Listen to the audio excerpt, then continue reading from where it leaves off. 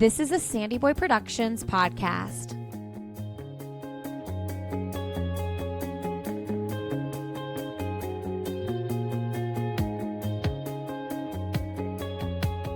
Welcome to Finish Lines and Milestones, a podcast to celebrate the everyday runner. I'm your host, Allie Bretnacher, and if you run, you are a runner, and every runner has a story. Join me every Friday as I share these stories and we cross finish lines and celebrate milestones together. As I record this, it is my 39th birthday. I got to celebrate with a race. It was so kind of Run 317 to have their Broad Ripple race on July 10th. It was such a blast. It was very warm, very hot, but I used it as an excuse to get my husband Zach to run a race with me, and he did. And I also ran with my coach Rachel, my friend Ashley Haynes, my brother-in-law Mike, who said, I told him he could run with us. He's like, no, I'm too slow. I'm like, hang out. And he was definitely not too slow. And then Lena, who's also part of Team RMR, Rachel Michelle Running. And we had Lisa from Rachel Michelle running with us for a while at the start. And then my sister Morgan was also running, and we got to see her kind of the course loops, and you can see people who are running. And so we got to see her during the race, and then of course cheer her on after. And yeah, I saw so many people I know. It was just so much fun getting to see the whole community. So congrats to Mark Geyer for winning the race. It was the best. After the race, Zach and I went up to Mark and we're like, hey, how was it? And he's like, well, yeah, it was good. I won and I had fun. And I'm like, wait, you won? So congrats, Mark. And then his wife, Michelle, is 3 months postpartum, and she was out there, as was Rachel Ebeyer, who is 38 and a half weeks pregnant. She walked, and it was just incredible to see her do that out there. We had Vince from Fisher's Run Club as well, volunteering. There was Larry at Athletic Annex. Jay and Katie Druva, they own the Carmel Marathon. They were actually out on a date night and realized they were like, oh, shoot, 317 in Broad Ripple is happening right now. So they came through and I got to say hi to them. We had Johanna, Gabby, Maury, who sits on the board of Beyond Monumental with Ashley and I. So just such a fun event. I loved it. I could have stayed there forever afterwards, although it was really warm. But it was a blast, and I want it to be on my birthday every year. I joked with Ashley as we were walking away. I was like, hey, maybe I should just start a race that's on my birthday every year. Wouldn't that be fun? And I could just have a birthday party. But my husband might kill me. He was such a good sport, and I'm so glad that he ran. And I think he might have liked it. I think he might have even had some fun. So thank you to everybody who made the Run 317 special, but just my birthday in general, all the birthday wishes. I kind of love my birthday, and it's my 39th, so it's like this last hurrah of my 30s starts now, and I'm kind of excited to be 40, frankly. I think I'm ready. We'll see what happens. So also, if you're watching, I'm showered and my hair is all wet, but I chopped my hair off yesterday, actually, so the Wednesday of this week, and I've done this before. I donated to an organization called Hair We Share, and you actually, if you make a donation to them, they will track your ponytail. It's called Ponytail Tracking Program. And they sent me a picture of a wig that was made with my hair and 2 other women's hair. So the last time I did that, and it was about 18 months ago. My hair grows so freaking fast. So I just did it again, cut off like 9 inches, and it feels like I lost 10 pounds. But I did it in honor of Allie Feller. She's Allie on the Run, and if you don't listen to her podcast, or if you've never heard of her podcast, it's like the #1 running podcast. And I remember when I was thinking about starting a podcast, I was like, man, there's already an Allie in run podcasting. Like, why would I even do that? And then I just got over that because, okay, no one cares. And I've just followed her journey, and sadly her cancer is back, and she's going through chemo and cold capping. And so I really was inspired by her. I'm like, you know what, screw it. So I sent it away in the mail today, and probably in another year or so I'll get a picture of the wig that was made using my hair, which is so cool. And that also really segues into this week's episode with Bill Bradford. He has a friend, Carrie, who has gone through breast cancer and breast cancer treatments, and they had a team for a Spartan race they did for Team Carrie, and she's part of his community in CrossFit. So we'll get into that, but first I love Bill. I met him on a plane, which is just wild to think about. And we just started chatting on the plane on the way back to Indy from Vegas, and you'll hear us tell that story. But we've since kept in touch on social media. He is now coached by Tracie Hunter, who is Indiana Runner Girl, who has been on this podcast. And so we talk about his journey to running. He also has a really inspiring weight loss journey that really started with CrossFit and escalated from there. He's now a marathoner. He has big goals, chasing PRs, and he's so humble. And if you follow him on the internet, he can do walking handstands like nobody's business. And he's like, I'm really new to this. I'm like, you're not really new to this anymore. You've been doing this for years. You're a marathoner. But he's so humble, so kind. And he's also in this journey with his wife, Katie, which I also love. They came to the Indy Mini event in May this year. We talk about that. So I know you're just going to enjoy this conversation with my friend, Bill Bradford. What's up, Bill? Hey, what's up? Let's tell the story about how we met first. Let's do it. Okay, so, well, first of all, I just want to say thank you for bringing me on this podcast. Oh, of course. I'm really excited. Before we get into anything, I want to say I'm still very new to running, or at least I feel like I am. So as we're talking today, like I know a lot of your audience is like really good runners and have been doing it for a long time. I am still brand new, so please don't judge me on my lack of running knowledge. If you run, you're a runner, Bill. Come on. If you are a runner, you don't have to give the disclaimer. You're a badass. Once you're a runner, you're a runner. Yeah. Doesn't matter how long, how many races you've done, or how far. So, yeah. I feel that so much right now. Thank you. Yeah. I needed that energy this morning. Yeah. So, yeah, I think this is actually a really good place to start is with how we met. So it was actually a long time ago. We were just talking about that. Yeah. In February of 2024. I was at a work conference for my previous company, and I've been doing this every year going out to Vegas. And they always have Rock and Roll Las Vegas. And I remember the year before, I was watching these runners, and I was like, man, that'd be cool to do. But it never dawned on me that I could actually run that race. Then the next year, I went to this work conference, and it turns out the conference is being held at the same place as the race. Like, they were hosting all of the concessions and the packet pickup and everything at the same place, right? Where was that? Was that Resorts World? That was at Resorts World, right? Whatever it's called. And that's where my work conference was. And as much as I was there for the work part of it, I was like seeing all these runners come in and out, and I was meeting people and talking to them. And I actually got to stay an extra couple days after the work conference and actually watch the runner. And so that was like a really good way to end that work conference. And then the next day, I think it was an early flight, if I remember right, like 8 a.m. or something like that. Yeah, I regretted that. I bet you did. And actually, I got to feel your pain the next year because after I met you on the plane, you encouraged me to come out for the following year. So, yeah, this would have been February 2024. Yeah, I think we were both pretty tired at that point. But like the last half an hour of the flight, we ended up talking, and you're like, hey, I've got this podcast. And I was telling you about how I was running the Miler series. Yeah. And back then I was really, really new. Like I literally didn't know anything about running at all. But I was just running with some friends from my CrossFit gym. And tell people what the Miler series is if they're not local. If you are just learning to run or beginning to run, you should definitely consider doing the Miler series. So I've got this friend Stacy who encouraged me and a couple other friends to do this Miler series where you do 3 miles in, I think it's February, 6 miles in March, and then 10 miles in April, all leading up to a half marathon in May. So it's designed to really help you kind of progress towards that 13.1 that you're going to do for the mini. And I remember I was telling you, I was like, I literally don't know anything about running, but I'm really excited that I'm going to do my first half marathon. I don't know how I'm going to do it.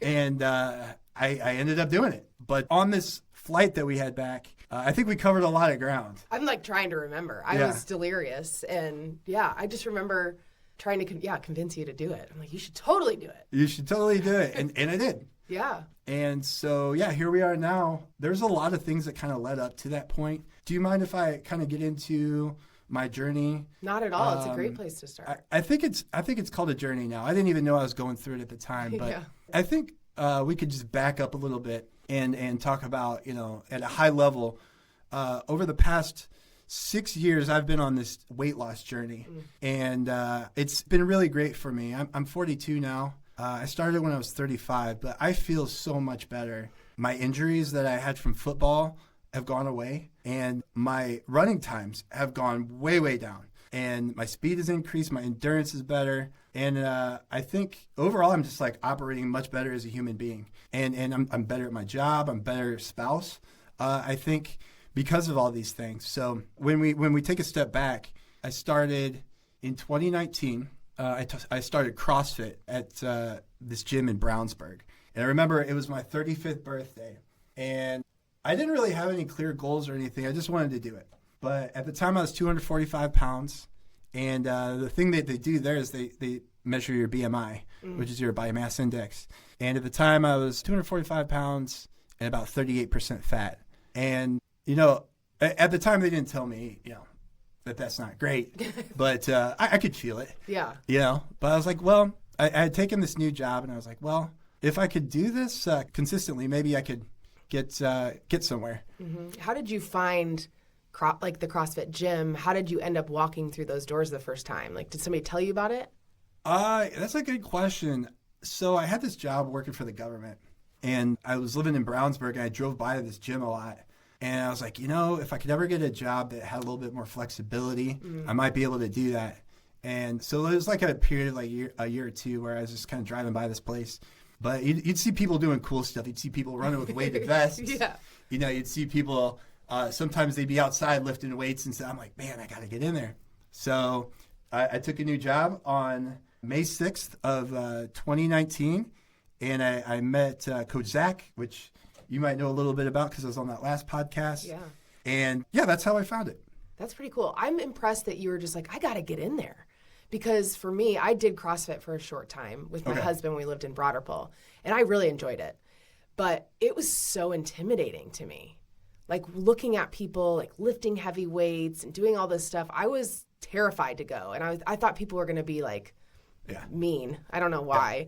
But they weren't. It was quite the opposite, where they were like so welcoming and encouraging and teach you how to do everything. And so it's just interesting to me that you at that time were like, I got to do that. I'm going to go do that. That's pretty cool, really. It can be intimidating. We talk about this a lot. And actually the culture, I think, at CrossFit has changed a lot, even in the past like 3 or 4 years. So when it first started, there was a lot of really risky things that they would have you do that would lead to injury. And so it was kind of an extremist sport. And so now what's happening now is a lot of the people that stuck with it, they're, at least from what I know, a little bit older now, and they have families. And so now they're looking more at the health benefits and what you find out. And what I found out through my journey about halfway through, I didn't even know why I was doing a lot of this stuff, this intimidating stuff, lifting heavy weights over my head in a snatch movement or cleans or like heavy back squats and stuff. But I started reading these books about longevity. There's one by Peter Attia that we talk a lot about at my gym. I think it's called Outlive. Okay. And as I'm reading it, I'm finding out that there's a lot of benefits to the movements we're doing. So having strength in certain parts of your legs and parts of your shoulders and stuff like that can help correct some past imbalances that you had from sitting at an office desk or being hunched over, typing at a computer and stuff like that. So I think when I first started, it was very intimidating because there's a lot of like people kind of like I played semi-pro football. So there's a lot of like semi-pro football types, really heavy lifters and stuff like that. But as I've been there, I've seen that the culture has really changed more towards just overall fitness, healthiness, and wellness.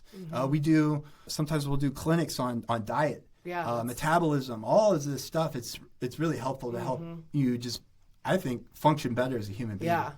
Now, when you first started at the gym, did your wife Katie join with you right away? So first of all, shout out to my wife who's been on this journey with me. She's been incredible. She was doing Orange Theory at the time. Okay. And so there's some crossover there too. We get a lot of people from Orange Theory coming to CrossFit, probably because of the intensity. They want something very intense. Orange Theory is a really good program too, but it took her about 2-3 years. And I think we had a coach that came over from Orange Theory and brought a bunch of people to CrossFit. And so she's like, okay, my friend's doing it, so now I'll be a part of it. So we were going to separate classes, but here recently, I guess what I'm so proud of my wife about is that she started showing progress, and she ended up like surpassing me, even though I had been there for like 5 years. By year 2 or 3, she's doing some things that I couldn't do. She's doing these double unders. Oh God, I suck at those. Tell people what those are. Yeah. So, oh man, I'm with you. So bad. If anybody from my gym is listening, they'll know how much time I put into these double unders. And basically, what it is, it's you get a rope and you're doing jump rope, but as you're jumping, you're letting the rope pass through twice. And most people can get like 1 or 2 just like once. But getting the rhythm down is, it requires, it's like a whole body workout. And, like I was saying, I got some personal coaching on this in January, and I was getting ready for this Festivus competition that I was doing in April, and I worked at it, and all I had to do was like 60 of these things. And oh my gosh, I can't even imagine doing that though. So anyway. Well, it really is, and it's a cardio workout. Yes. Your mind is going, like when you're in front of a lot of people at a competition, and you're doing these things, your mind's just kind of like at a race. Right. You're like, oh man, am I doing it? Am I doing it? But before my competition, I was able to get 60. In the competition, I got 20, and then I just hit a wall. So then you have to do this like little skip in between. So you could still do the double unders, and then I had like all these other things I had to do. Like, so you don't have to do them like all in a row. You just have to do 60. You have to do 60. No, you have to do an unbroken. You do. I did 20 unbroken. Okay. And then I did the other 40 like with a little skip in between. So I did 2, then 1, then 2, then 1. Okay. Yeah. But still, it's very intense. Yeah. And so that's been part of my journey too. Is when I started CrossFit in 2019, I didn't want to compete. I just wanted to go, kind of like what you had been saying. I just wanted to do it. Let's jump in. Around 2022 in the spring, I had a friend.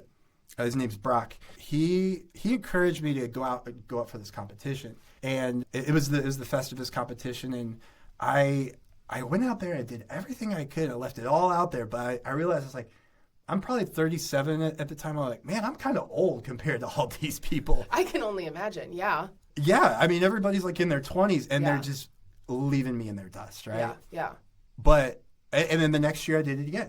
Still didn't do so well. But this year, in April, I got 3rd place, which I'm just really proud to be at this point. Yeah. But going back to my wife, like she actually had won medals before I did in CrossFit. So I was like, you started after me and you're ahead of me. But yeah, now we're tied up. So I think overall, just like this journey for us together has been really supportive. Mm-hmm. So what happens with us is she goes to a 4:30 class in the afternoon, and I go to a 5:30 a.m. class.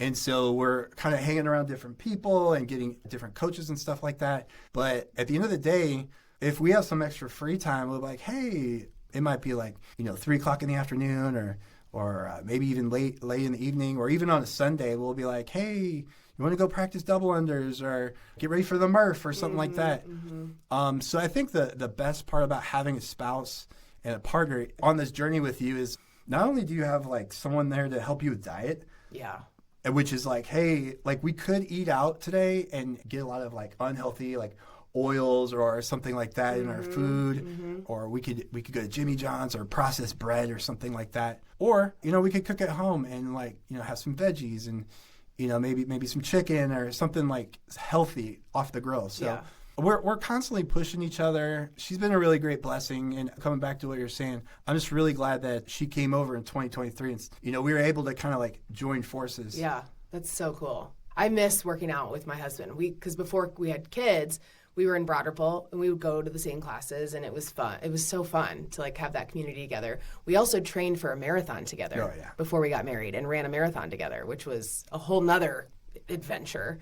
And he says he's one and done, but I'm trying. Yeah. I'm going to work my way back in there and get him to do it again. But anyway, it's just, you're right. Having somebody there who is supporting you through the same thing is pretty powerful. Especially when you might not be feeling super motivated one day, but she is and can help you, and vice versa. It's pretty cool. Yeah, so I'm actually getting ready to train for a marathon with somebody too here shortly. So maybe you can give me some tips. Man. So how does that work when you're both training together? Do your schedules have to be in sync or? Well, it was so different, Bill, because back when we did that, it was like 2013 or like 2012, somewhere around there. And I didn't have a running coach. I didn't know how to train. He didn't know how to train. And so we just literally had the mileage on the calendar. Yep. There was no speed workout. I mean, we cross-trained with CrossFit, but there was no where you're different paces and you have to figure out a way to align. We just went out and ran 10 miles, 20 miles, together at whatever pace we could do it at. And so that's why it was easy then. Now I feel like training together would be tricky because, I'm obviously at a very different level than he now is when he doesn't really run that much. So, yeah, I guess back in the day when it was a simpler time for me and my running, it worked. Now, maybe for easy run type stuff, you could sync up for some miles, but otherwise it would be a little tough. And with kids, you can't both be running at the same time. Yeah. Yeah, that would be the difficult part is who's going to watch the kids? And who's going to... Exactly, yeah. Yeah, so I will say my favorite part about training for a marathon was these secret missions that you go on. So when there's hot weather like today, you got to do it early in the morning, right? The marathon that I trained for in December, I remember my long days were on Sundays. And so I started out... Well, let me back up. So how did I get to a point where I wanted to train for a marathon?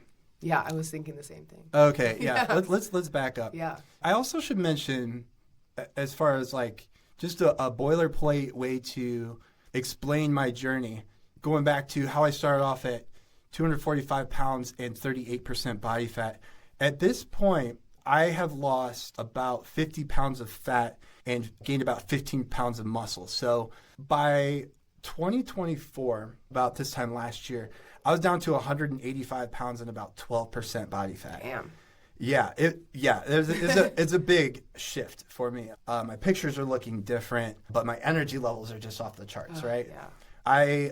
I credit a lot of that to going to CrossFit every single day, but then also, dialing in the diet, eliminating processed foods, and, just being really just gearing everything towards training. Mm-hmm. And do you drink anymore? I think I heard you say you don't really drink much alcohol anymore, if not any. Or... Yeah, so let's see. I'm going on the third year of no alcohol, and I don't miss it. I'm not missing anything by skipping that part of my life. And the way that it kind of started was I did a dry January in, I think, 2023, and it ended up being dry February, dry March, and then by the time I got 3 months in, I was I don't miss this at all. I feel great. So good, yeah. It's wild. I feel so good, and I don't want to change.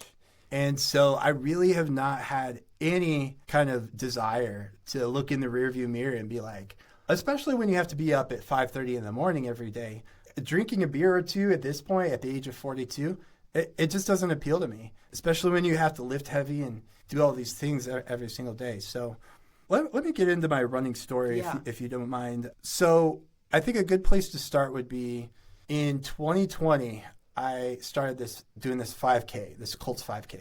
And it was virtual because of the pandemic. Yep. And my wife and I did it. And I don't even know what my time was. I was looking last night. I couldn't find the time. But I remember thinking, I was okay, if the world ever gets back to normal, it would be really cool if I did this every year and I got better every year. And it turns out that's what happened. That's exactly what happened. So the following year, I did again. Was it virtual again in 21? It was finally, so that's the appeal, is that you get to finish on the 50-yard line. Yeah, it's so cool. And I'm getting ready to do it again here in September, but the following year I got over 30 minutes, so I'm at a 10-minute mile. Mm-hmm. And then the following year it's down to 26, and then the next year down to 24. And I'll get into where I'm at now with the 5K speed, but I think what also got really interesting was I started over the summer doing these really fun activities where I would start surfing on the weekends. Oh yeah, I want to talk more about surfing, but we don't have to do it right this second. Yeah, well, where I want to go is I want to talk to you about how I got a coach, right? Yeah, And then I think that would be a great time to come back to surfing. But yeah. What we were doing was we were surfing on Saturdays, and then on Sundays I have this group of friends that we surf with, and we would run at Eagle Creek. And so I put on a weighted vest, and we would run 4 or 5 miles. And they're man, this is beautiful out here in the nature, in the natural environment. It's the summer. We'd always have a popsicle afterwards. It's just a great way to do it. But as I'm doing this, I'm feeling and I'm seeing all of the weight just shed off, right? So I was doing CrossFit. I'm dialing my diet. I'm doing 5Ks, but I'm adding in all of this other stuff, right? So I ended up doing the Miler series, and then going back to where we started today, I met you, and you're like, I think at one point you're like, hey, you should get a coach. And I was like, oh, maybe that's a good idea. And so as I'm going through this journey and finding out, hey, like I ran my first half marathon, which was the Indy Mini, in an hour and 52 minutes, I think. And people are like, hey, that's pretty good. Yeah. Maybe you should stick with running. I was like, yeah, but I was always a football player, right? I'm like, no, dude, I think you're a runner. So I did some fun running events over the summer. I did Run the Night. I did, Christmas in July, and had a blast doing these just runs for fun over the summer. And then my friend Stacy actually recommended Tracie. Yes. So, shout out to Tracie Hunter. Tracie Hunter, yeah. So Stacy recommended Tracie. That's how you remember Thanks, it, right? Stacy and Tracy. Stacy and Tracy. Yeah. Oh yeah, Indiana Runner Girl. She's really amazing. And so I told Tracie, I was like, I want to do this marathon. It's in Jacksonville, where my cousin lives.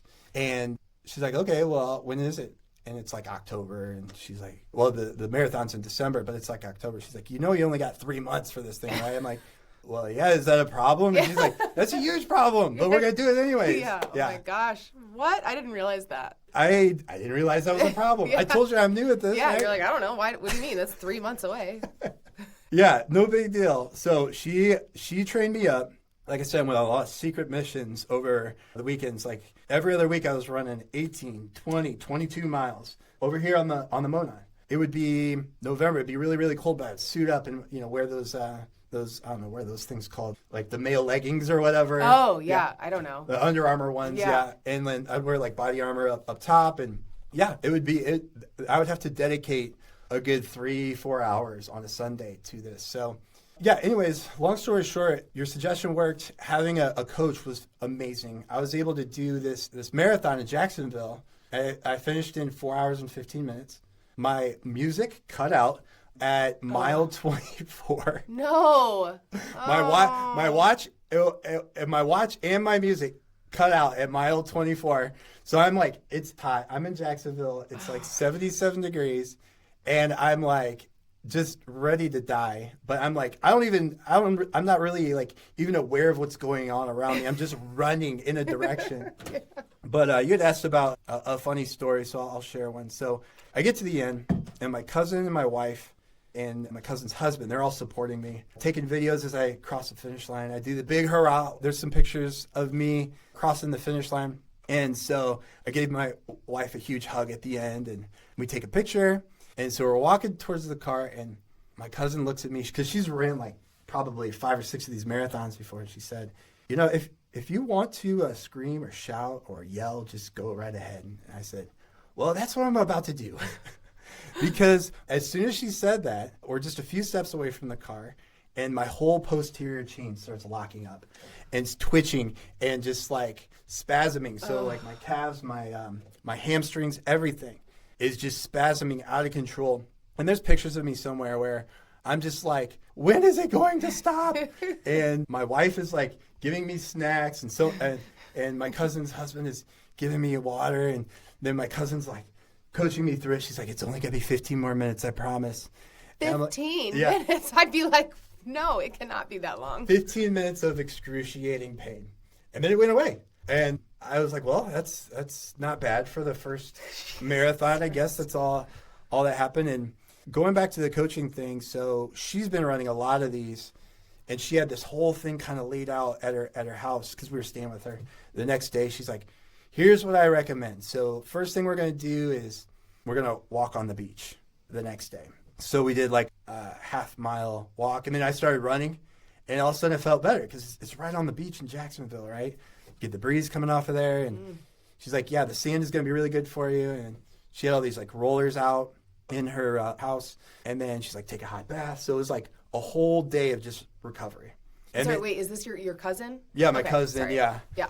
Yeah. That's so nice. It is really nice when you're running a marathon, having an expert, or like, at least I thought she was expert, like walking you through. She's like, and then the next day she's like, okay, now make sure you get on the Peloton. Yeah. Go on the Peloton for 20, and like, she was like my coach. Yeah. So, anyways, I still have Coach Tracie, and I think the biggest benefit of having her as a coach is now she's scheduling intervals for me. It works with my Garmin watch, so it'll tell me when to speed up, when to slow down. I love that you're wearing 2 watches, by the way. I am. It took me a second to notice because you looked at your other wrist, and I'm like, well, your watch is over there. Well, I just got this one, so I'm still figuring it out. It looks really fancy. So that's a Garmin? This is a Garmin Vivo Active, yeah. Okay. I just got this one. I love it. And so, yeah, I get like real-time feedback from that. Yep. Another thing Tracie does that's really good is she does these, I think they're quarterly meetings. So it'd be like every 3 months, we'll have like a virtual meeting, and she'll be like, so how are you doing with your goals?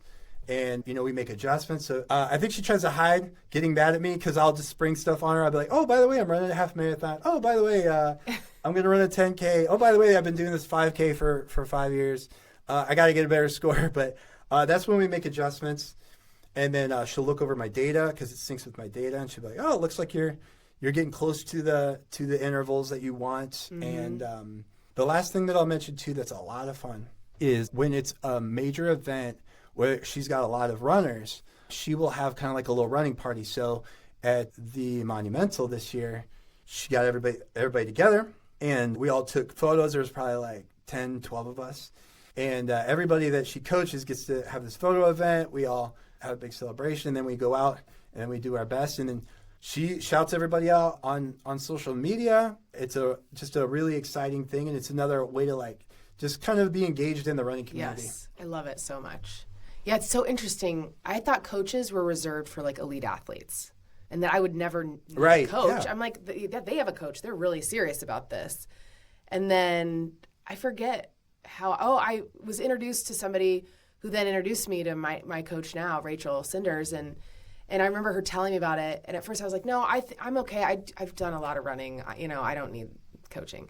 And then she started explaining what it really was, and I thought, okay, maybe I should give it a try. And now I can't imagine not having that resource, having that community, like, and if you need some help, I don't know, with like nutrition or whatever, if they don't have that in their own wheelhouse, they have this whole other community of people to introduce you to, and it's just really valuable. So, yeah.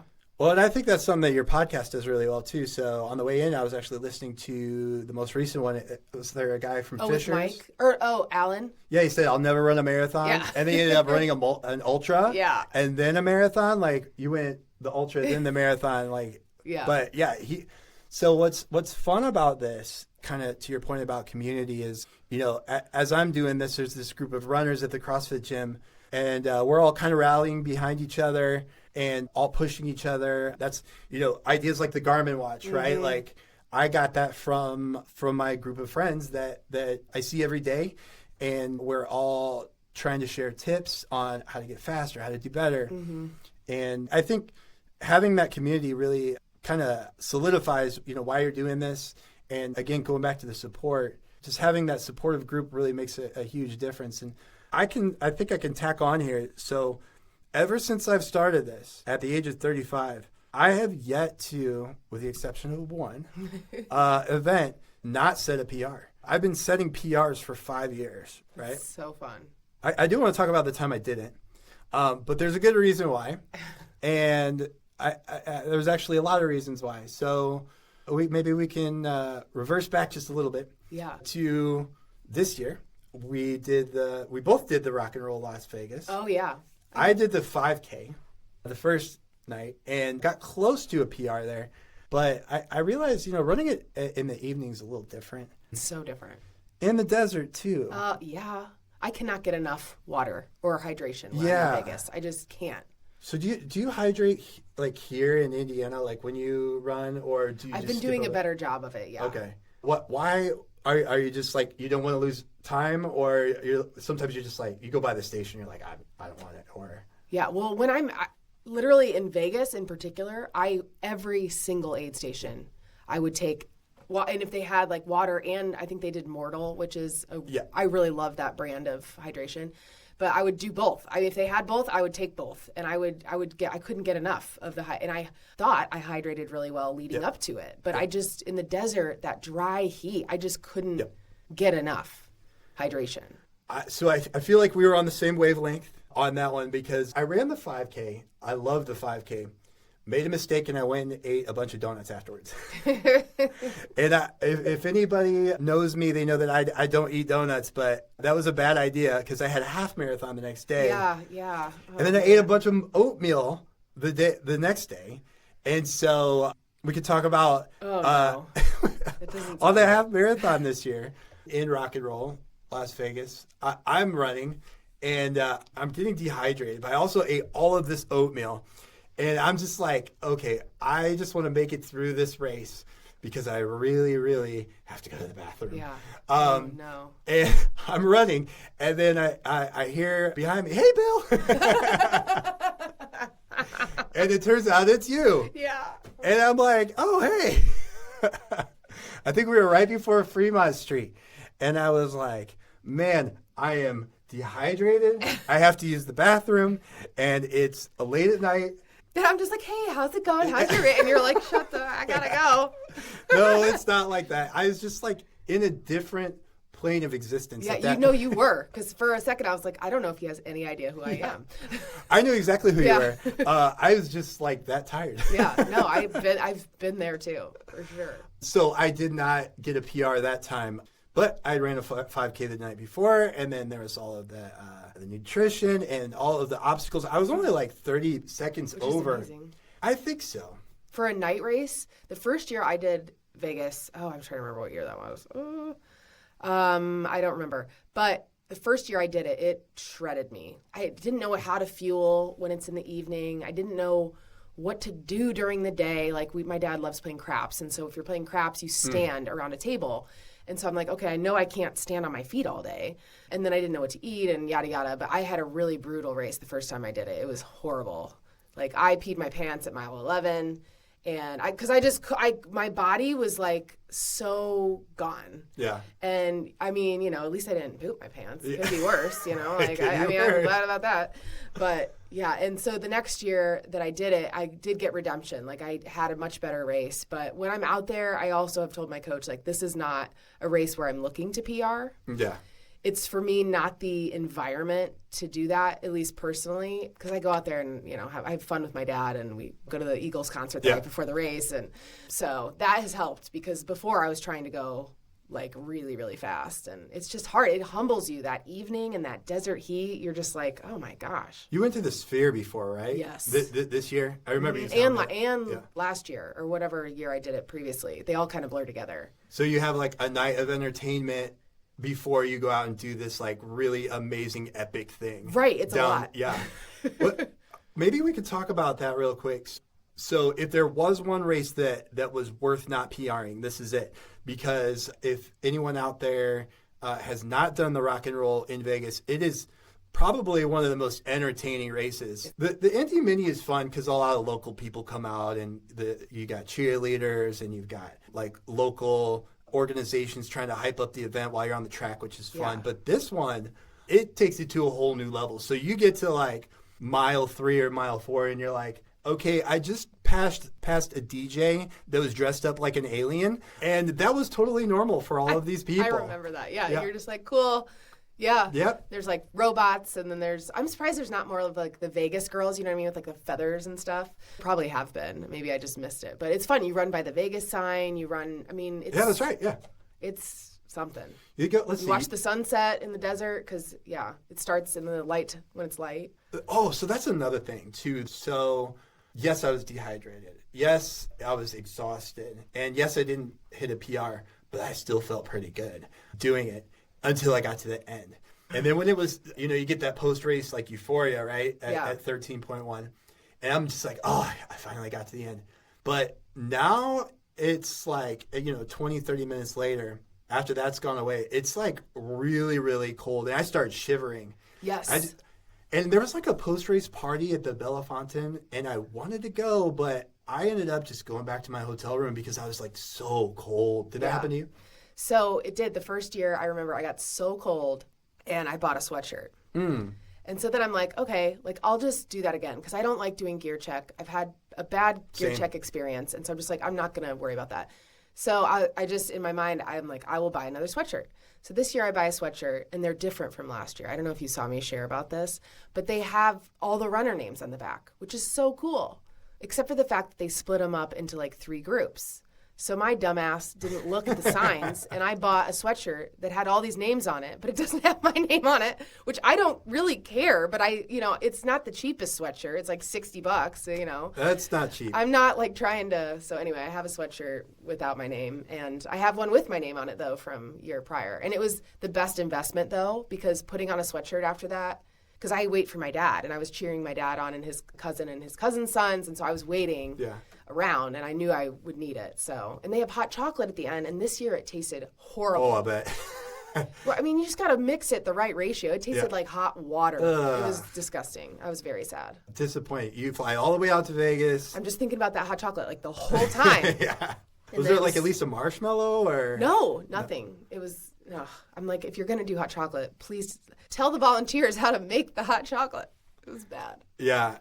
Well, I can't even remember what I had at the end, but I remember there's just so many people that you end up filing out of there, and you just I ended up in like a casino, and I'm like shivering so bad. Yeah. Because I'm like dehydrated and in the desert cold. Like you said, once the sun goes down, it's a different story. Because it's probably like, once the sun went down, it's probably like 50 or... Yeah, it's upper 40. Chilly quick. It gets chilly really quick. So how many years have you been doing the rock and roll? I think I've done it 3 times now. Is that right? I skipped a year because one of my good friends, Selena, who's a runner, she got married on that weekend. So I went to Austin, Texas for her wedding. And so I want to convince her that for her anniversary, she should come do it. But I'm signed up for next year because that's where they get you at the expo. They're like, sign up for next year for only $100. I'm like, okay. Well, and then they have like all the different series. So it's like you can go to Nashville. Oh, right. I know. That's true. You could get all the different medals and they all come together. Yeah. So, yeah, it's a fun series. So, okay, so you want to talk about surfing. I want to talk about surfing. It's so cool. Yeah. So, okay, I think a good place to start this story is back in 2023. My friend Lori, who goes to CrossFit, she was setting the world record for surfing. And no big deal. No big deal. She already had the record, by the way. It was like 12 hours of just surfing, like endurance surfing. Right? And so for people who, I don't know, aren't from the Midwest and they don't know what you mean by surfing in Indiana, can you explain what surfing is? Yeah, okay, so it's actually not surfing like you would see on Baywatch or whatever, where like in an open wave. It's actually a special boat that creates a wave for you. So the cool thing about it is that you get pulled up by a tow rope, and then because the boat is actually creating this wave, you can actually toss the rope. And if you balance it right, you can surf with no rope.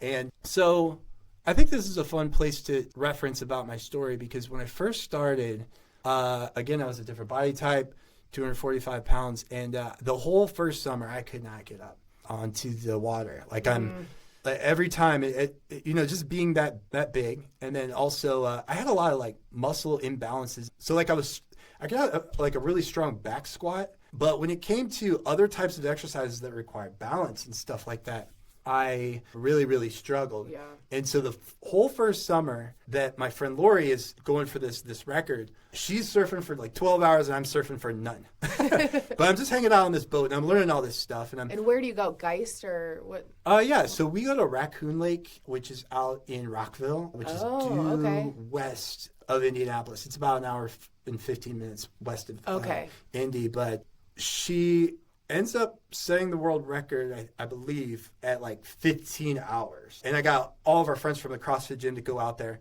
But it was a little challenging because she had to bring the Guinness Book of World Records staff out, pay for them to stay in Indiana, and then also I had to pay their hourly wage, and then like I think if I'm remembering this correctly, and then they would have to be out on the boat. There's 2 judges. Right? And they had to be on the boat and make sure that she's actually surfing, right? And so she came really close to her record. I think I can't remember, it was 15 or 18 hours. But because she didn't get 24 hours, which was her goal, they said that she's going to have to try it again. So... What? Yeah. Even if it was a record? Yeah, for her second attempt. She's already like in the Guinness Book of World Records, if I understand this correctly. But because she didn't get the 24 hours. But anyways, we like... really got like around this like goal of just like supporting Lori. When she would do these attempts, I would be out there, handing her like a little go-go squeeze pack. I was going to say, okay, how does she fuel? How do you hand it to her? So Very carefully. Very carefully, right? But she can get really close to the boat. And I would hand her, like a peanut butter squeeze packet or like go-go squeeze or whatever. And so, she has to hydrate and fuel probably about once every hour or so, because what ends up happening, kind of like what I was saying when I had my marathon, I think all of those things locking up on me was dehydration. Yeah. She can be in this spot where she could be dehydrated if she's not feeling properly. So that was back in 2023. So did you sit on the boat for 15 hours? I would just do shifts of like, How could you get off the boat while she was surfing? So they create the rules, if I remember right, the Guinness Book of World Records, and so they would say, okay, you have one break every 8 hours. So that's because you do have to refuel. Okay. The boat. Yeah. Right. Yeah, because there's just not that much I didn't fuel. even think about that part of it. Yeah. Yeah. So she has like 8 hours of fuel, I think. So she'd come in, dock, she'd get a quick bathroom break, and then they would refuel the boat, and then they'd switch judges, and then, go back out there again. Okay. So here she's doing this amazing thing. I can't do it at all. Right? Like, I can't even get on the surfboard. I cannot even get up on the water. I've never even tried it. So I'm even. Some people can just pop right up there. Some people, and part of the problem again was my knees were hurt from football.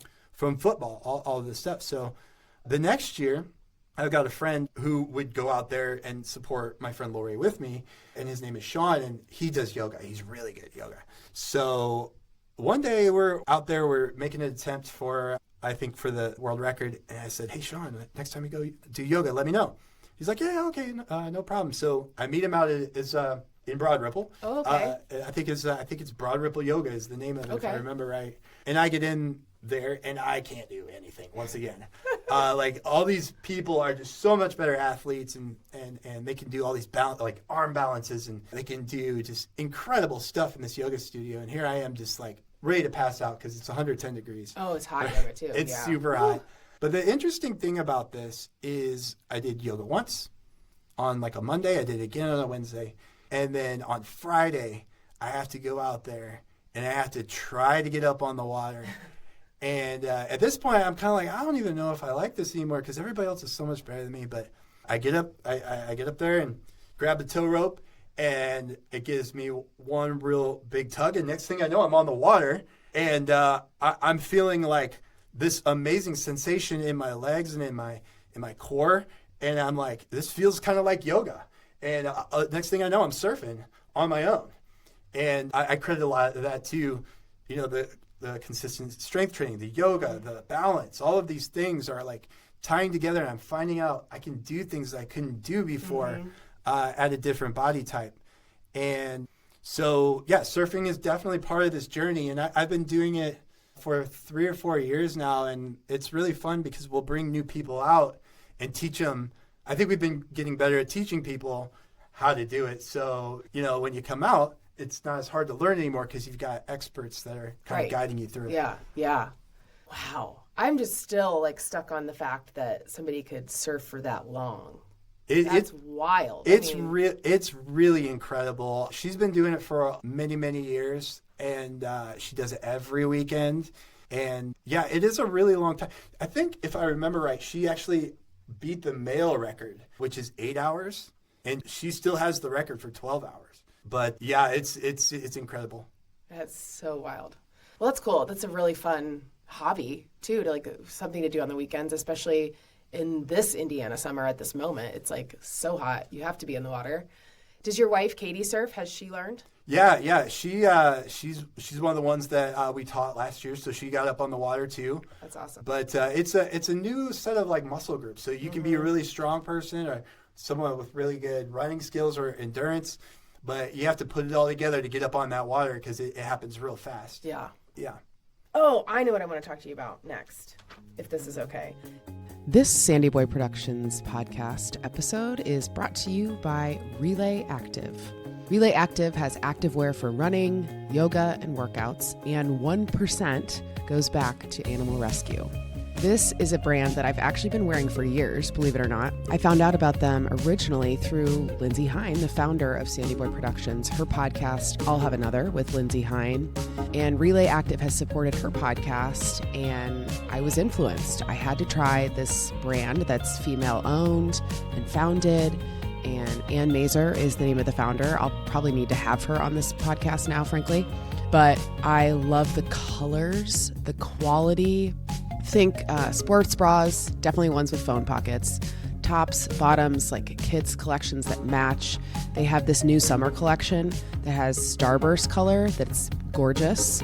And if you want to check them out, you can go to relayactive.com and you can use code ALLY, ALLYB, for 15% off your order. That's relayactive.com. And thank you so much to Ann and Relay Active for supporting this podcast. I know what I want to talk to you about next, if this is okay. All the Spartan races that you do, and then Team Carrie, because that's associated with the Spartan races.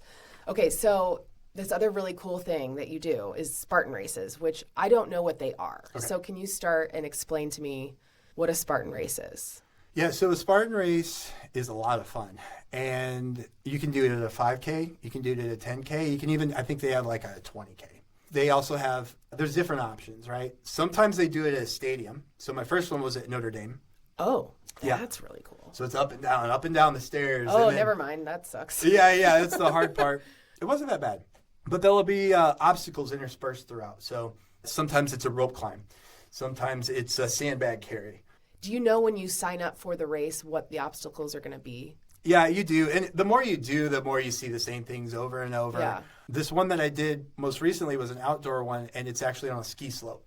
So the fun part about this one was it was extra muddy. And so in the first mile, so this one was, we did the 5K this year, and in the first mile, people were losing their shoe because it was so muddy. Yeah. So they would have to finish the rest of the race without a shoe. Yeah, they just take them both off and just like barefoot. What? Where was this, by the way? This one was at Perfect North. Okay, that's the only ski slope I know that's anywhere close to here. So yeah. So that's a fun one. But so there sometimes there's monkey bars you swing from, but sometimes there's these rings that you have to swing from. Sometimes there will be like on this one there was a big obstacle where you had to go underwater and under this basically this big barricade. Sometimes there's a big barricade you have to climb over, and it's also kind of fun because it lends itself really well to a team, because some obstacles you can do by yourself. Some of them you might have to get some assistance from a friend and do the thing where you step up on someone's knee or whatever to get up over it. So the Team Carrie, my friend Carrie and I actually started doing these Spartans a long time ago. I think she did her first one was in 2021, mine was in 2023. How did you discover that? Was it through CrossFit? It was through CrossFit, and I remember seeing Carrie post about it. Okay. And so you're like, what's that? I was like, I might want to do that someday, right? And so, there's people at CrossFit do it. It's a lot of fun. The pictures are always great because you got mud all over you. So I was like, let me try it. And plus, it was Notre Dame. I'm from South Bend, so okay. I was like, I'll go up and see my parents. First one went great. I had a lot of fun. I was like, I think I might be hooked on this thing too. And so we got this idea that with our surfing group, with Lori and my friend Sean and some other people, hey, let's start training for these things. So we did one in Grand Rapids. So we even practiced the javelin throw, where it's like this big javelin and you have to hit a target. Like we practiced that at Eagle Creek. We would put on our weighted vests, and we were getting in really good shape. People were probably looking at you like, what are those dudes up to? These guys are on a different level. We're going to stay over here because they're wearing vests and throwing javelins. Well, I will say about the weighted vests, if anybody is interested in really improving their times or making a drastic change, I had a 20-pound weight vest, and I could attribute a lot of the drastic weight loss to that time period when I was training at Eagle Creek with this thing, because it was hot out, and it's basically I'm 220 pounds or whatever. I'm probably down to 20% body fat, midway through my journey or whatever. Mm-hmm. And my body is being tricked into thinking it's heavier than it is. So I could kind of going back to what I was saying, these sensations that I'm having in my body while I'm surfing and stuff like that, I can feel them while I'm running too. at Eagle Creek, I could literally feel the fat burning off of me sometimes. But we get into the next year, and we're like, because we're really, really pumped up about these Spartan races. We were like, oh, we just got to do this every year. So we get ready to do this local one, and my friend Carrie, who's just an amazing person, she takes me aside at CrossFit class one morning and says, hey, I can't do the Spartan this year. You can have my ticket. I have just one thing to ask. Would you wear this pink shirt? Because I've been diagnosed with breast cancer. And I said, it's already been done. Like, say no more. Yeah. Done. Yeah. Right? And then the next thing I did was I found like 4 or 5 friends that would do this with me, right? Mm-hmm. So we came up with this really slick logo because we're all going to do this. And this idea around Team Carrie, this concept of, hey, we're all going to support our friend. So my friend Cam put together, she's really talented with making T-shirts. She makes this slick design, and it's got the American flag and a pink ribbon on it. And it says Team Carrie. And we're like, this is great. This is exactly what we're trying to go for here. Because we're trying to support Carrie through her, her battle against cancer. So this one is in Lawrenceburg last year. Carrie sits out and brings us sandwiches and feeds us. And then my wife, Katie, stays with Carrie as they're and videotapes us while we're doing this really awesome race.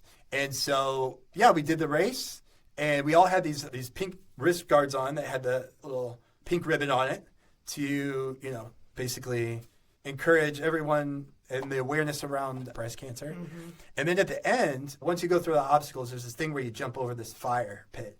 I was wondering if there's fire in the Spartan ones. I can't keep track of it. The flames shoot up and everything, right? What? So it just so happens there's a photographer at the end.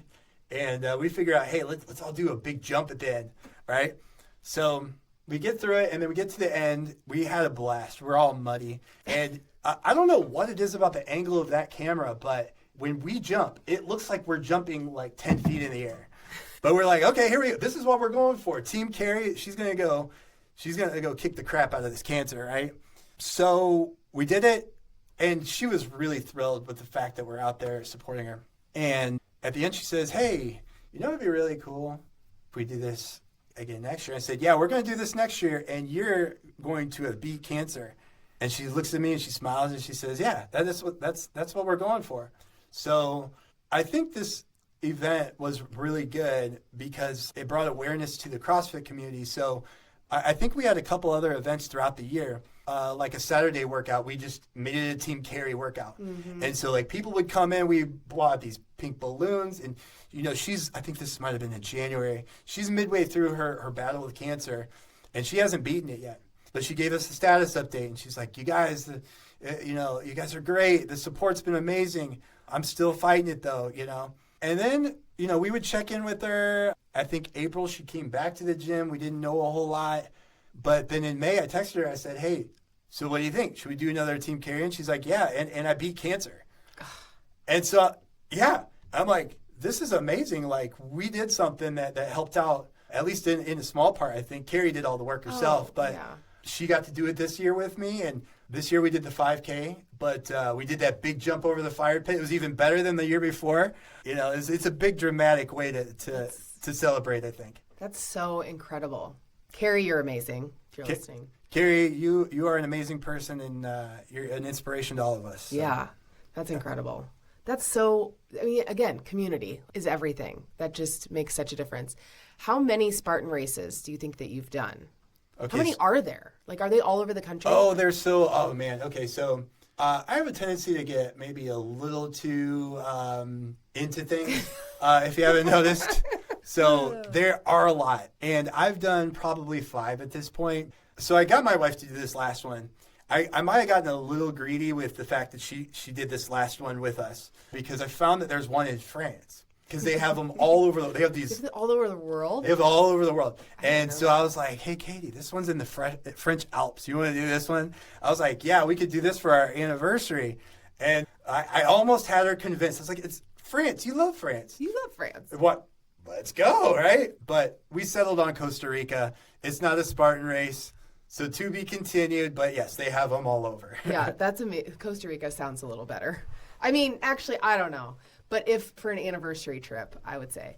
I really would love to do an international race. At some point, I've never done one, and to be able to do that would be amazing. And so I've thought about, maybe for our anniversary we could take a big trip and I could just tack on a marathon. But that's a good way for me to get in trouble. Yeah, I was going to tacking on a marathon is not like tacking on just a little bit extra. Right. It's just, it's a lot. It's like the whole trip. I mean, it's not just a little thing. But yeah, my friend Amanda Looper, who was recently on this podcast, she did that. Her and her husband went for when she did Berlin, and they made a whole trip out of it. I don't know. That seems so hard, but yeah, Berlin's a big one, isn't it? Yeah. Yeah, you bring interesting people onto your show. If you don't mind, I was going to ask you just about the event that you invited me to, the Lindsey Hein. Yeah, that you and Katie came, and that was so nice. It was nice. And so for me, the reason it was nice was that it was right before the Mini. It was the day before the Mini. And it was like, I don't know if, was that intentional that you? Yes, we did it around the Mini weekend. And it all comes, a friend of mine is the GM at Bottleworks Hotel, Josh Rogers. He's an incredible human. He's so talented. We met in another life when we both worked in software. And he said before the Monumental last year, you should do a live podcast here. And I was like, well, that'd be cool, but I don't have enough time to plan that this year. Yeah. Can we do something around the Mini? And he said, let's do it. And so we did. So Lindsey had been in town the year prior, and for anybody who doesn't know Lindsey Hein, she has SandyBoy Productions, which now my show is a part of, and she's had her podcast, I'll Have Another, for like 9 years now, coming on a decade. So anyway, she had been in town the year prior for the Mini, and then I was like, hey, if we get this event going, like, would you come in town again? Mm-hmm. And so she did, and we got it all together, and it was a lot of blood, sweat, and tears to put on an event, but it was so, I loved it. I want to do it every year. So thanks for being there. It was, so Katie came with me, my wife, and you're welcome. It was actually a huge benefit to me, honestly, because like I said, I'm still brand new to this running thing. And so the fun part about that, just to bring it into context, was now, did you bring the two guests on, or did she? So she brought Kim Conley, and then I brought Cam. Okay, so Kim was... the 800-meter champion? Was it 800 or 1,500? I can't remember. I think you're right, 1,500. Yeah. It's a little bit longer than 800. Yeah.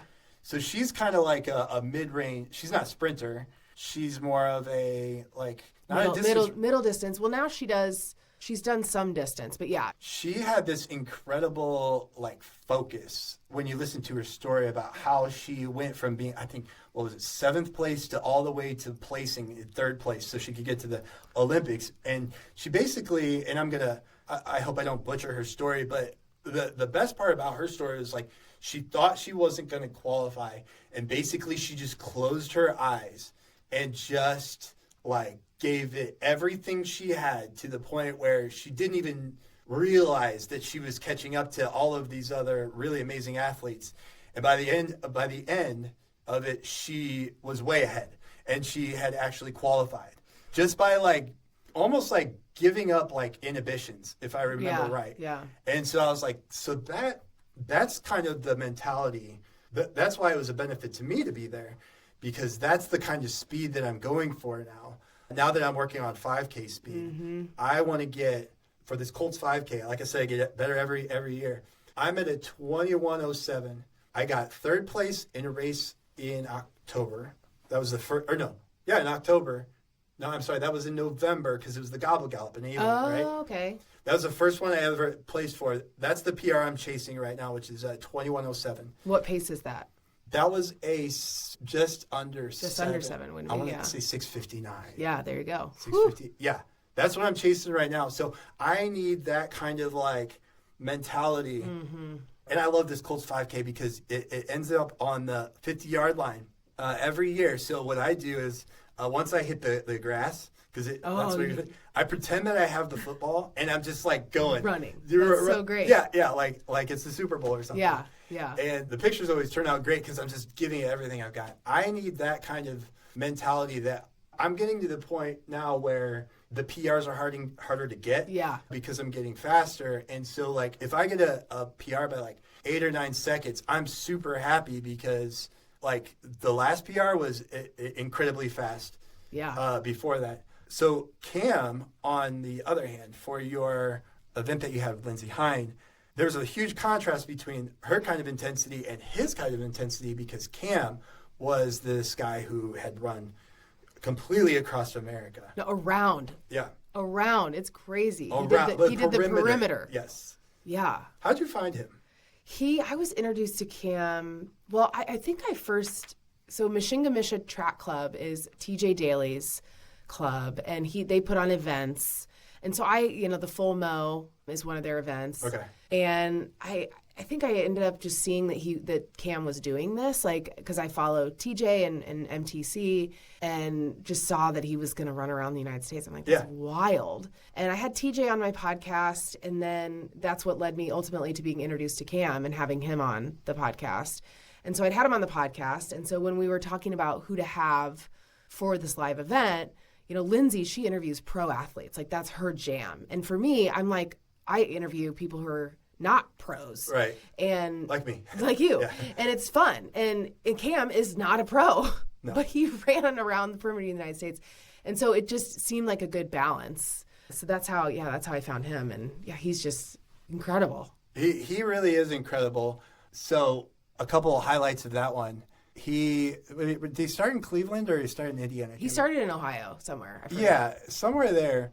And he said he started, what did he have to hit? Like a 40-mile day or something like that? I might be getting that wrong. But he said, when I first started out, I was like trying to run an 8-minute mile the whole way. And then I learned very quickly that I can't do that. And I'm like, well, if he's not an Olympian, like he could be if he's doing that. An 8-minute mile for that long is absolutely amazing. But I think he said he got like day 3 or 4 in, and then he's like, okay, I need to like actually enjoy this, right? The other thing too, he had this little cart. Oh yeah, the kid runner. And it contained all of his stuff. So I was like, as he was talking at this event, I'm like looking it up, and I'm like, I'm looking at a picture of this thing. I'm like, he really ran around with this thing around his waist, and he did. And as he's talking about it, he's like, oh, yeah, the wheels would, like, break. Oh, my gosh. He said it, broke, like, 8 times. Oh, and he'd be, like, in the middle of Montana or something. Yeah. And he'd be like, I have no idea how I'm going to get out of this situation. So, like, these random strangers at, like, a coffee shop would be like, hey, dude, I can take you to Walmart if you want, and you can get, like, a replacement tire. So he was, He didn't sound like Forrest Gump, but he kind of looked like him a little bit, too. Oh, totally, with the beard and the hair. Yeah. Yeah, when you see him, like, with a hat in these pictures of him, like, running in the middle of nowhere, you're like, yeah, you're basically Forrest Gump. Basically. Yeah. Yeah. So, anyways, kudos to you for bringing those two together in Indianapolis the day before the Indy Mini. And so that's another one that I set a PR on. And so, like, in the back of my mind, I'm thinking, okay, if this guy can run around the country with a kit, right, and this other person can close their eyes and get a qualifier for the Olympics, I can hit a PR. So this year I was at 1:43:52, which beat my previous record from the Monumental of last year by about 9 seconds. Yeah. So, yeah. Oh, and I was going to ask you about Lindsey. So, did you know Lindsey before? Or? Yes. Yeah. She used to live here in Indianapolis. Okay. And so I met her when she lived here. And we weren't, like, friends where we'd, like, hang out. But I would follow her on social media. I listened to her podcast. I met her at a race, I think, a couple times, just, like, in passing. Yeah. And then I also used to organize this group called Linking Indie Women, where we had a monthly event, and we'd have a woman from the community come speak and tell her story. Okay. So Lindsey, I asked to do that one of these months, and it was like her first speaking gig she ever had. And it's kind of cool because it's just interesting how everything kind of circles back and like ties together. Yeah. But so I kept in touch with her over the years, and when I got into the running space, I reached out to her to get her feedback, and then I started a podcast, and I didn't tell her about it at all because I was like, I'm not going to even try to talk to her until I know that I can do this. And so, and so then at one point I was asked to be part of a podcast network. Oh. And I thought, well, if I'm going to be part of a podcast network, I should be part of Lindsey's podcast network because I know her. Yeah. And so that's how that all came to be. And now I consider her a coworker, certainly, and a friend too. So it's nice to have a partner in crime of sorts. And she's amazing. So I'm so lucky. Yeah. So you guys are all part of this like community, this network of podcasters. Yep. Oh, and that was another thing at the event, too. There were other podcasters there. Yes, I know. Yeah. So there were all these interesting, there was like a question and answer at the end. And yeah, there were the first people to raise their hands were always like, hey, I'm the host of blah, blah, blah. Hey, I'm the host of this podcast, local indie news. So, so I got to learn about the Olympic community, the long distance, Forrest Gump community, the Lindsey podcast community, and then the other local podcast. All of those things happened at that one event. Yeah, so. It was so cool. Thanks again, for being there. It was, it filled me up. I hope we can do something around Monumental. We are going to try, so stay tuned. Yeah, that's what I was going to ask, is if you're going to do another one. It would be awesome. Yeah, I don't think I'm at that level where I would be a guest yet, but maybe you can find... Hey, I mean, if we have an everyday runner panel, which I have thought about too, because you learn a lot from Olympians and pros and people like that. But also I feel like I relate so much to people who are living life, having a job, and still chasing these PRs and doing crazy things. I think that's pretty cool, which is why I have this show. So yeah. What's your favorite part about being a podcaster? Is just like, I didn't realize that I was gonna build a community. I guess looking back now, it seems kind of dumb, but like now I have all these new friends who all love something I love, and a lot of them are local, and then I get to introduce them to each other, and it just is really cool. So that's my favorite, is just getting to meet all these amazing people. Do you think the local community here in Indy is pretty strong around running? Or? Mm-hmm. Yeah, I do. And I think it's getting just even stronger as our events like the Carmel Marathon and like Monumental continue to level up and just get bigger, and there's more races on the scene, and it's really fun to be a part of. It's interesting because I'm recalling now when I was in Vegas, I think I had an Uber driver he's like, oh, you're doing the Run Las Vegas? I was like, yeah. He said, where are you from? And I said, Indiana. He said, oh yeah, there's a lot of runners in Indiana. It's like I'd never heard of that. Yeah, like I guess. Yeah, well, I think on your last podcast you were talking about how Colorado. Is like the place to go. Yeah. Yeah. So that actually might be a good segue into the next thing. So you had asked about HYROX. Yes, because what the heck is this? I see it everywhere, and I have no idea. I haven't looked into it, so tell us. Yeah, so I looked up an answer for you, and I put it in my notes, but let's see how I do. HYROX is kind of a newer thing, but the reason why I'm thinking of Colorado is because I'm planning to do a HYROX competition in November with my friend Andrea from high school. She was a cross-country champion back when we were in high school. We're only like... It's weird. We're only like 6 or 7 days apart, right? But she was this amazing runner in high school, and she had seen all of these Spartan runs and the podcasts and stuff that have been going on. She's like, hey, could we do this HYROX thing together? So I've been doing some simulations here in Indy, and I did one with a partner. I'm going to do this one with her, but you can do either singles or doubles division. And the best way I can sum it up is it's like a CrossFit competition that focuses mostly on endurance and speed, not on strength. If you can imagine kind of like a hybrid between distance running, kind of like the one guest you were talking about that does the Olympian.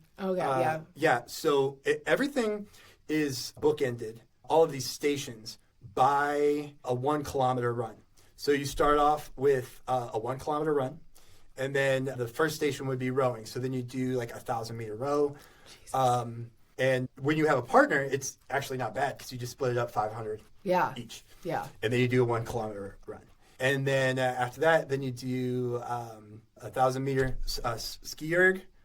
Have you seen a ski erg machine? Oh, I don't think so. A lot of people aren't familiar with this, but... I remember the Nordic Track ones. Yeah. Is that what it is? It's very similar to the Nordic Track, but the Nordic Track, you might be like interval. On this one, you're actually like bringing both of them down at the same time and pushing off. Yeah, pushing. Oh. Yeah, it's like cross country skiing, basically. Wow, it's like a vertical rower, really, but it's definitely something you want to practice. Jeez, that sounds like it would be hard if you hadn't. Yeah, and we noticed that. So my friend Ian and I just did one at, I think it was called Myriad Fitness downtown Indy. Okay. We did our first simulation. And we did pretty good, but we noticed that the teams that didn't have the rowing or the ski ergs down, they didn't have a good scheme behind or a good form. they were really, really struggling. Whereas since we were going to CrossFit, it was pretty natural for us. Yeah. It's really taking off because I think it started probably about 2 years ago, but I think a lot of people are finding that they enjoy CrossFit, they enjoy all of the benefits of it, but they also want to be even more of a hybrid athlete in this endurance space. So the good news is if you do CrossFit and maybe even if you like run a little bit, it's very accessible. Whereas, like you said, CrossFit was very intimidating at first. There's, people, snatching 225 pounds over their head and doing handstand walks and stuff like that. Yeah. There's no handstand walks. There's no muscle ups. There's no like heavy lifting. It's wall balls. So you do like 100 wall balls at one station. Oh my God. And then you do a 1 kilometer lap. And then you do a sled push and a sled pull. I would say the biggest thing as far as you're familiar with HIIT workouts. Yeah. The biggest thing that's going to get your heart rate up is going to be the wall balls and then also these burpee broad jumps. So you have to do them. You hit the ground, you jump up, and then you jump as far as you can, hit the ground. You do this over and over. Your heart rate gets up pretty high. Yeah. Yeah. And for people who don't know what HIIT is, it's high intensity interval training. So it's like where you get your heart rate up really high for a kind of a shorter amount of time, recover, and then repeat. You do. And so I like to wear a fitness tracker so I can kind of see, when am I redlining or when am I getting into zone 4 or zone 5. Yeah. But so HYROX is really taking off. My gym, CrossFit gym, it's a CrossFit gym and it's the Indiana affiliate for HYROX. And so, interesting. And so it sounds like other gyms are just now trying to do that in the area too. But these events sell out very fast and they're a lot of fun. And they're getting really, really popular. So I'm really looking forward to it. The fun part about doing it with a partner, though, is so my friend Andrew is in Colorado. And I think probably about 2 or 3 weeks ago, we decided we were going to do this thing. And so she's in Colorado. She's training for it. I'm training for it. And once a week, we'll be kind of texting back and forth, hey, what's your time? And so what's your time on the ski erg? And, hey, what pace do you want to run the kilometer at?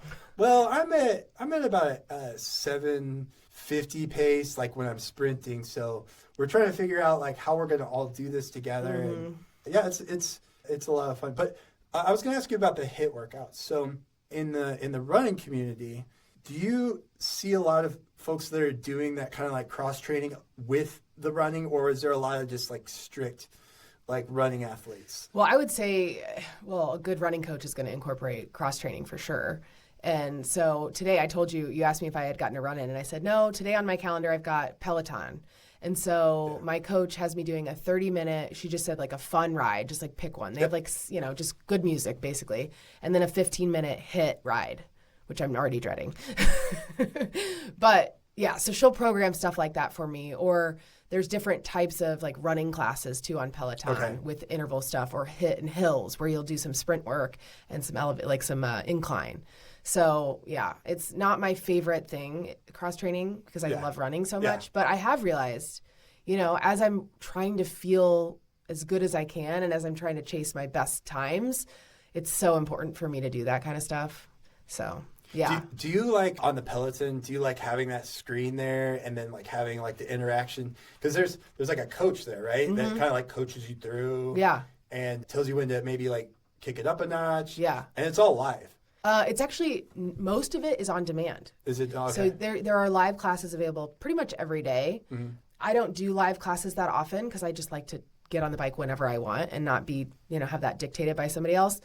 I can watch Netflix on it.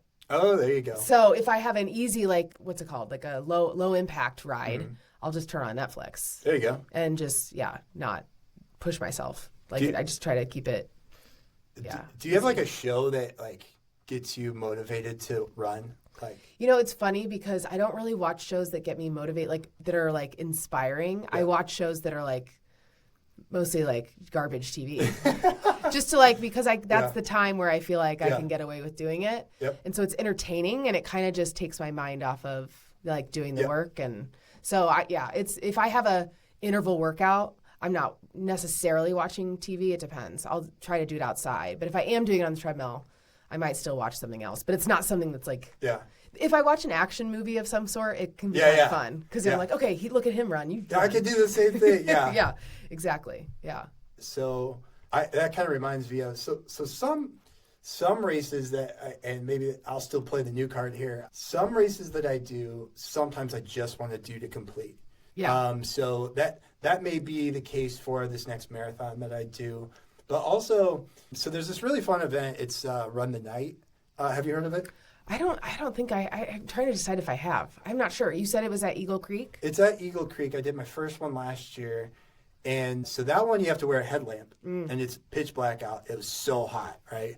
And I am doing it, and, there's a little bit of mud here and there. And actually, this is going to sound bad, but we were like, I was running with my friend, and we were watching this person in front of us just like injure their ankle and just like double over, like falling down. So like, I was like, okay, I'm not going to approach this with the same approach of like a road running race where I'm trying to beat everybody. I'm literally just going to try to survive this.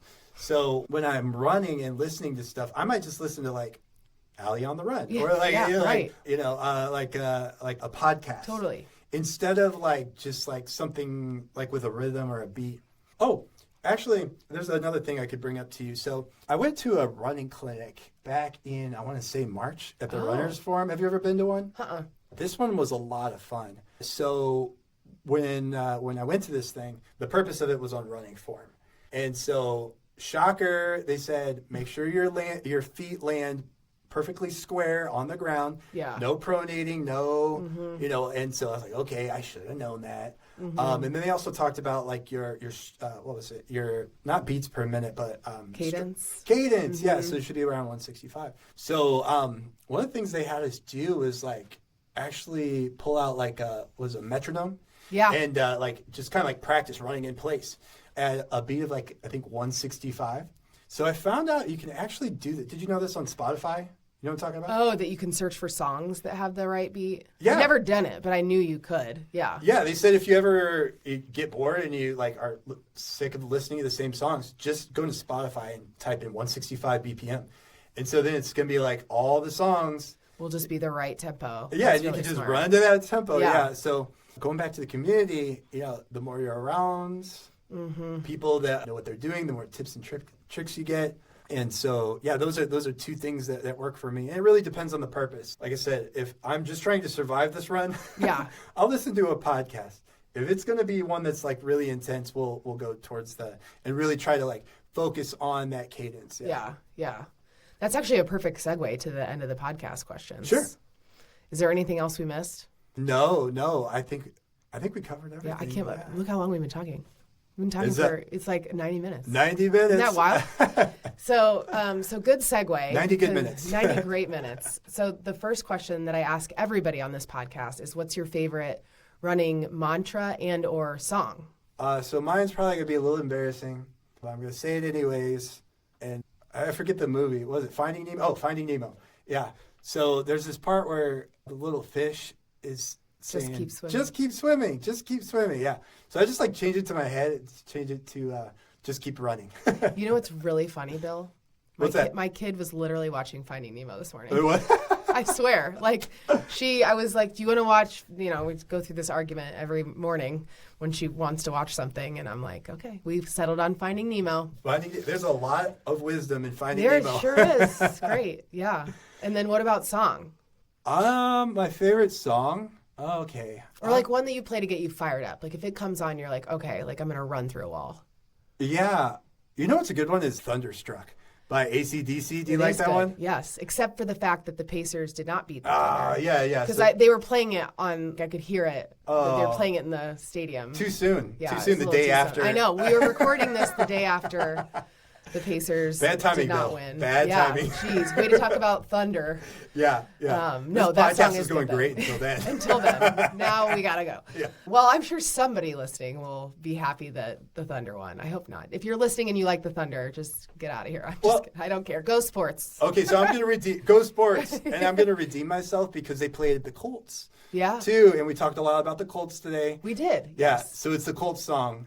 In my mind, it's a Colts song. It's not a OKC Yeah. song. So. Well, and they also, actually, this is embarrassing. One of the shows I watched on the treadmill was the Dallas Cowboy Cheerleaders documentary. Oh, yeah. And that's their song, too, Thunderstruck. They play it, and so, like, I can't. That's right, they do, yeah. Yeah, so anyway. I noticed that, too. It might as well be everybody's Yeah, song, it's a good song.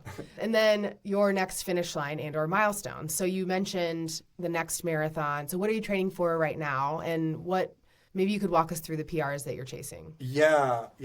Hang on just a second. You got to cheat for that. Yeah, I do have to cheat. I was trying to remember what because when you said your half marathon PR, I'm like, mine's close. Mine's like 1:43:41, I think. What's that? My half marathon is 1:43:41. That's really good.